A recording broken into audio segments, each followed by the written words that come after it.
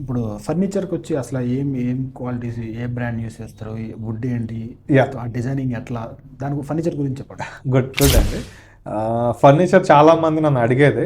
నాకు యాక్చువల్గా ఇక్కడ ఉన్న ఒక అడ్వాంటేజ్ ఏంటంటే, నా ఫ్రెండ్ సర్కిల్ కొంతమంది రిలేటివ్స్ ఫ్యాక్టరీస్ పెట్టారు ఇక్కడ. So okay. నాకు 99% క్వాలిటీ ట్రస్ట్ ఉంది వాళ్ళ మీద. అండ్ అఫ్ కోర్స్ అపోలిస్ట్రీ డిజైన్స్ కానీ, ఈ ఫినిషింగ్స్ కానీ, ఇవన్నీ కూడా మనం చాలా వరకు బ్రాండెడే యూస్ చేస్తాం. లోపల ఉన్న మనకి ప్లైవుడ్స్ కానీ, ఇవి కానీ అన్ని క్వాలిటీ మెటీరియలే ఉంటుంది. అయితే ఇక్కడ మీకు ఉన్న ఒక అడ్వాంటేజ్ ఏంటంటే, మీరు నాకు టర్న్కి ఇస్తున్నారు కాబట్టి, సో ఆబ్వియస్గా మీరు కావాల్సిన ప్యాటర్న్స్ కానీ కలర్ బేస్ మీద అన్ని సెలెక్షన్ చేసుకుని ఉంటారు. సో మీరు కావాలనుకుంటే నేను అక్కడ తీసుకెళ్ళి చూపిస్తాను, మీకు ఇది కావాలి ఇది కావాలనుకుంటే.